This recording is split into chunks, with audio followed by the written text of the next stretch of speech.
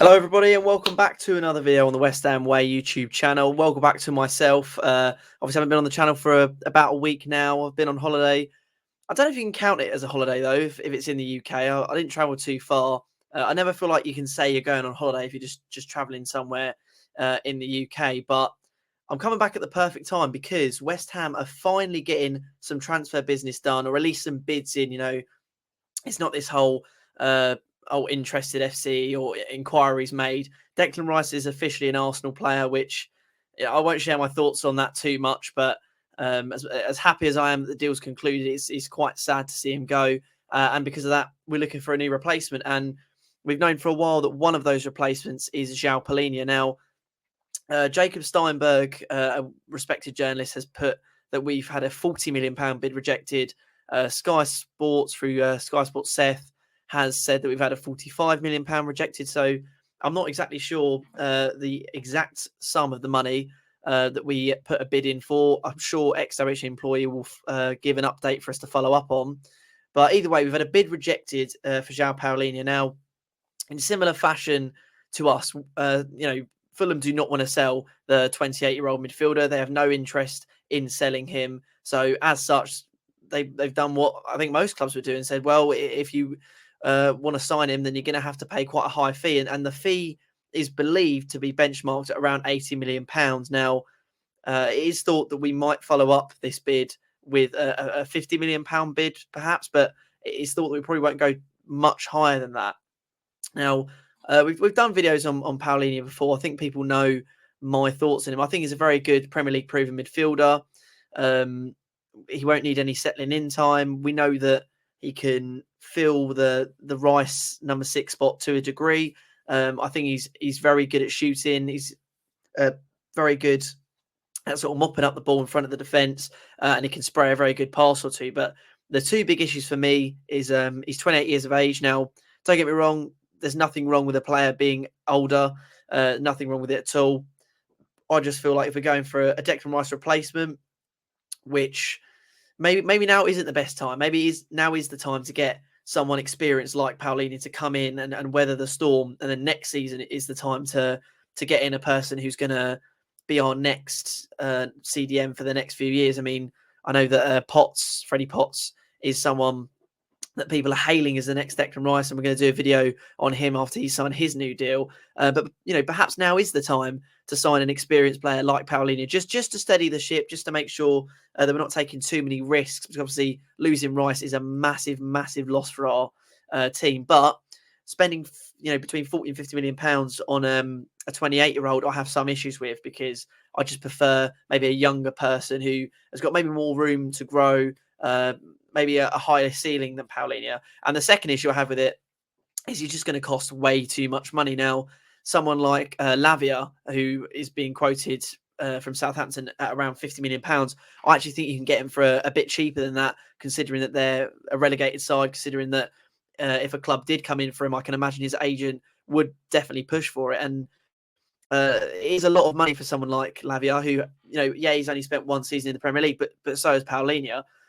He's less experienced, but again, he's got more potential. So I would much rather see the Declan Rice money. Bear in mind, it's half. If we were to sign Palhinha for 50 million, which I actually don't think will be, I think that's probably the highest we're going to go. But I actually don't think that's the sum that we're going to that's going to be accepted by Fulham. But if we sign with 50 million, that's half of the Rice money gone, half of it gone on a player of Palhinha's level, which I just feel like we should be aiming a little bit higher. Someone like Alvarez or someone like Lavia, I think, is a better punt with the Declan Rice money. I'd much rather Zakaria for 18 million than say Palhinha for 60, 70 million. I just think the deal is going to be too difficult to get over the line to where it's actually going to be worth it for us. So, we have actually made a move though. West Ham United have actually realised that the window is open and they have put a bid in for Palhinha. It has been rejected, and it is thought we're going to follow in for another bid, but I don't see this one getting pulled through. And I've seen very mixed reviews. A lot of people on Twitter and social media are quite happy with this kind of move. I think right now the big targets for us is Zakaria, Palhinha, and Alvarez. Zakaria, I think, will happen whether we sign Palhinha or Alvarez or not. with a potential loan or a buyout. I think between sort of 13 to 18 million pounds, whether it's a loan to buy. I know Juventus want to cash in on the money right now, so it would probably be a permanent deal. I think he's going to come in no matter what. And I know Mark did a video last week about Downs coming out, and that could potentially trigger the Zakaria move, or vice versa. So I think if we get him regardless, and I'm looking at our squad and I'm thinking, we've got Flynn Downs, who's young and has some potential. Zakaria has played in the Premier League, played quite well. He's a Champions League player. He's played for Juventus. We're getting him on quite a cheap deal. Is it really worth getting someone like, because he ticks the Premier League proven box for me? Because, like I said, I feel like we, this summer, maybe should just get someone to steady the ship. Lavia would be my number one choice at West Ham, but I think if someone is going to sign him, it's going to be someone like Liverpool or even like Chelsea. I think if they can get rid of a few players. So I mean, even Arsenal were apparently in for him, but now they've signed Rice. I can't imagine they're going to splash another £50 million on a player. So maybe getting a Premier League player in who's just going to come in and steady the ship is the best course of action. I actually do believe that. Maybe we should look to next season to get someone, because imagine Lavia does stay in the Championship this season. His price would go considerably lower, I would have thought, and hopefully we'd be able to get him a little bit cheaper. So maybe now isn't the time to sign someone that is going to be our Rice replacement. Maybe we just need someone who's going to come in and just steady the ship.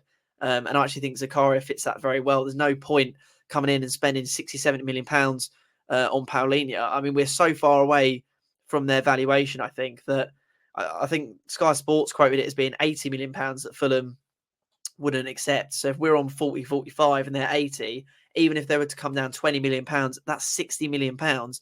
There is a lot better on this market that we can go for than Palhinha for 60 million pounds. I think even Alvarez, who again has probably a higher glass ceiling than Palhinha, I think would be a better punt than signing a 28-year-old for between 60 to 70 million pounds. But like I said, at least we're making some moves in the transfer window. At least we haven't inquired, at least we're trying to be proactive, because if the bid was accepted for £40 million, I don't think that's an awful deal. Me personally, I think 40 million is my absolute most. I think we probably will go in for another bid, but I wouldn't want to see us go much higher than, I think even 50 is just so much when you've got players, like I said, like Lavia, who are available, like Alvarez, who would be available for slightly cheaper. I just don't think it's a good use of the Declan Rice money when we've got so much rebuilding to do this summer. But like I said, none of this has come from ex-Norwich employee. This is all just broke on social media as of recording this probably about an hour ago. So I'm sure we will get an update from X. And when we do, we'll bring it straight to you.